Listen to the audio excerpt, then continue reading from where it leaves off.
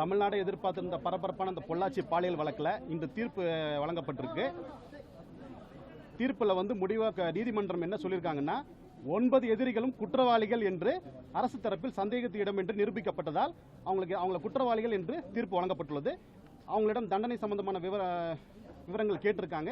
அவங்க வந்து வயது காரணமாகவும் அவங்க வந்து திருமணமாகாதவர்கள், வயதான பெற்றோர்கள் இருக்கிறார்கின்ற உடல்நிலை காரணங்களாகவும் சொல்லி லீனியன்சி கேட்டிருக்காங்க. அரசு தரப்பில் கடுமையான வாதங்கள் வைக்கப்பட்டுள்ளது.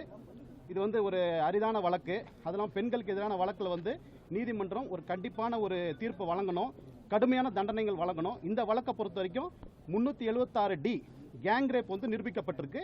அதெல்லாம் 376 2N மீண்டும் மீண்டும் பாலியல் குற்றத்துக்கு உட்படுத்துவது, இந்த 2 முக்கியமான ஒரு மேஜர் அஃபென்ஸில் வந்து கன்விக்ஷன் பண்ணியிருக்கிறாங்க.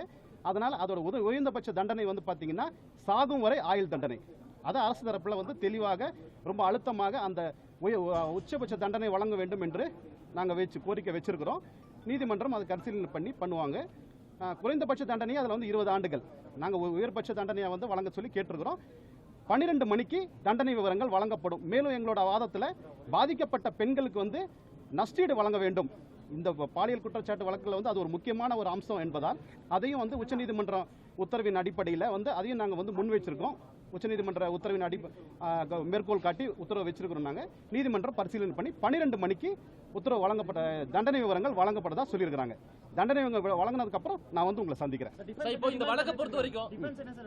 டிஃபென்ஸ் பொறுத்த வரைக்கும் அவங்க எல்லாருமே இளம் வயதினர், திருமணம் ஆகாதவர்கள், வயதான பெற்றோர்கள் இருக்காங்க.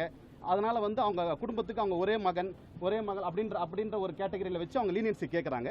அதை தவிர வேறு சிறப்பான அம்சங்கள் எதுவும் அவங்க வைக்கல. இது வந்து இயல்பாக எல்லா குற்றவாளிகளும் வைக்கிறது தான்.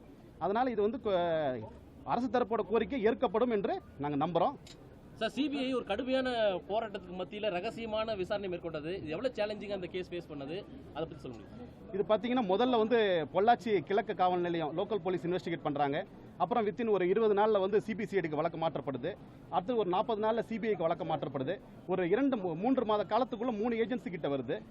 சிபிஐக்கு வந்ததுக்கப்புறம் பார்த்தீங்கன்னா எந்த பெண்களும் வந்து இதில் வந்து புகார் கொடுக்க முன்வராத பட்சத்தில் சிபிஐ வந்து அந்த மின்னணு சாதனங்கள், அந்த அக்யூஸ்ட் கிட்ட வந்து கைப்பற்றப்பட்ட எதிரிகளும் கைப்பற்றப்பட்ட அந்த மின்னணு சாதனங்களில் உள்ள வீடியோக்கள் அடிப்படையில் அவங்க வந்து புலன் விசாரணை மேற்கொண்டு அதன் அடிப்படையில் பாதிக்கப்பட்ட பெண்களை கண்டறிந்து அதன் அடிப்படையில் தொடர்ந்து விசாரணை அவங்கள வந்து கன்வின்ஸ் பண்ணி அவங்களுக்கு சைக்கலாஜிக்கல் கவுன்சிலிங் கொடுத்து அவங்கள வந்து ஒரு நம்பிக்கை ஊட்டி பலவிதமான ஒரு இதை கொடுத்து அவங்கள வந்து பாதிக்கப்பட்ட பெண்கள் இந்த வழக்கில் வந்து சாட்சி சொல்ல வச்சிருக்காங்க. இந்த வழக்கை பொறுத்த வரைக்கும் மொத்தம் 48 சாட்சிகள் விசாரிக்கப்பட்டிருக்கு அரசு தரப்பில். இதில் ஒரு அம்சம் என்னன்னா, ஒரு சாட்சி கூட பிறல் சாட்சி ஆகலை. எல்லா பாதிக்கப்பட்ட பெண்களும் பயமின்றி சுதந்திரமாக வந்து சாட்சி சொல்லியிருக்கிறாங்க. நம்ம சைடில் வந்து அதெல்லாம் ஒரு ஸ்பெஷல் ஃபேக்டராக கன்சிடர் பண்ணக்கூடாது. இதில் வந்து கிராவிட்டி, மிட்டிகேட்டிங் சர்க்கம்ஸ்டான்சஸ், அக்ரிவேட்டிங் சர்க்கம்ஸ்டான்சஸ், கேஸோட அந்த அஃபென்ஸோட சீரியஸ்னஸ் வந்து பாலியல் குற்றச்சாட்டு. இது வந்து தொடர்ந்து உச்சநீதிமன்றம் வந்து பாலியல் குற்றச்சாட்டில் எந்த விதமான ஒரு லீனியன்சியும் கொடுக்கக்கூடாது அப்படின்றது உச்சநீதிமன்றமும் உயர்நீதிமன்றங்களும் தொடர்ந்து சொல்லிக்கிட்டே வருது. அந்த உயர்நீதிமன்ற உச்சநீதிமன்ற உத்தரவுகள், அந்த சைட்டேஷன் ஜட்ஜ்மெண்ட்ஸை நாங்கள் கோட் பண்ணி நாங்கள் வந்து வாதங்களை வச்சிருக்கோம். இப்போ இதில் ஐபோன், மடிக்கணினிலாம் ஒரு மிக முக்கியமான எவிடன்ஸாக வந்து எடுக்கப்பட்டதாக சொல்லப்படுது.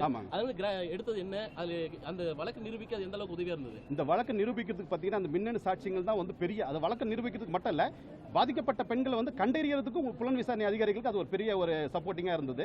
அதில் பார்த்தீங்கன்னா அந்த வீடியோ எடுக்கப்பட்ட தேதி, வீடியோ எடுக்கப்பட்ட இடங்கள், இது எல்லாமே தெளிவாக விஞ்ஞானபூர்வமாக நிரூபிக்கப்பட்டிருக்கு. வாய்மொழி சாட்சியாக இல்லாமல், பாதிக்கப்பட்ட பெண்களுடைய வாய்மொழி சாட்சிகள் மட்டும் இல்லாமல் விஞ்ஞான ரூபமான சாட்சிகளை வந்து சிபிஐ தரப்பில் வந்து தெளிவாக புலனாய்வு செய்து அதை நீதிமன்றத்தில் சாட்சியாக நாங்கள் தாக்கல் செய்திருக்கோம். நீதிமன்றம் அதை ஏற்றிருக்கு. சில எவிடன்ஸ்லாம் அளிக்கப்பட்டதெல்லாம் சொல்லப்பட்ட நிலையில் அது மீறி எப்படி இது ப்ரூவ் ஆனது? இல்லை, அளிக்கப்பட்ட எவிடன்ஸ் மோஸ்ட்லி வந்து RFSL, கோயம்புத்தூர் RFSL மற்றும் TNFSL எக்ஸ்பர்ட்ஸ் மூலமா மேக்ஸிமம் we have retrieve செய்யப்பட்டிருக்கு. அதன் அடிப்படையில் சில பாதிக்கப்பட்ட பெண்களை அடையாளம் கண்டிருக்கோம். எந்த மாதிரியான விஷயங்கள்லாம் அளிக்கப்பட்டு நீங்க ரெட்ரீவ் பண்ணீங்க சார்?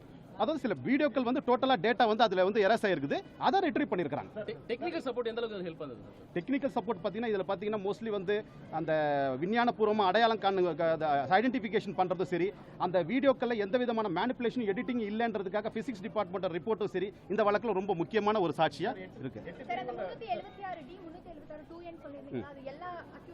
எல்லா அக்யூஸ்டுமே 1 முதல் 9 வரை உள்ள அக்யூஸ்ட் எல்லாருக்குமே 9 குற்றவாளிகளுக்கும் சாகும் வரை சிறை கொடுக்க வாய்ப்பு இருக்கா? அதுதான் உச்சபட்ச தண்டனை. நாங்கள் வச்சிருக்கிறோம், கோரிக்கை வச்சிருக்கிறோம், நீதிமன்றம் ஏற்கும் நம்புறோம்.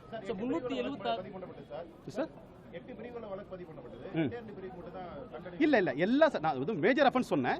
120B, 354A, 354B எல்லா சட்ட பிரிவுகளிலும் அவங்க குற்றவாளி என்று நிரூபிக்கப்பட்டிருக்கு. 376(2)Nல அதுக்கு அதிகபட்ச தண்டனையா சொல்லிருந்தீங்க. அது எந்த அளவுக்கு நீங்க ஸ்ட்ராங்கா பேசிருக்கீங்க? எதிர்த்தரப்பு எந்த டிஃபென்ஸ் பண்ணிருக்காங்க? எதிர்த்தரப்புல வந்து பெருசா ஒன்றும் சொல்ல, அவங்க வயது இந்த இது மட்டும் தான் சொல்லியிருக்காங்க.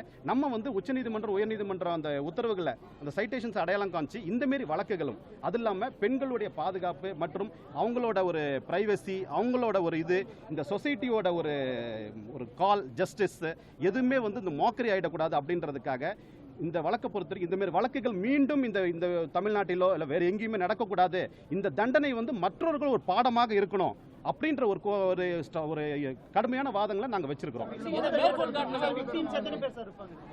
விக்டிம்ஸ் வந்து 8 பேர் விசாரிச்சிருக்கோம். எந்தெந்த வழக்கு மேற்கோள் காட்டுனீங்க?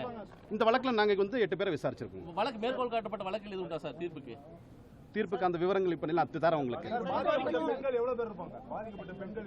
இல்ல அதான் வழக்குல நாங்க 8 பேரை விசாரிச்சிருக்கோம் இது வரைக்கும். நான் மீதி விவரங்களை உங்களுக்கு தண்டனை விவரம் சொல்றேன்.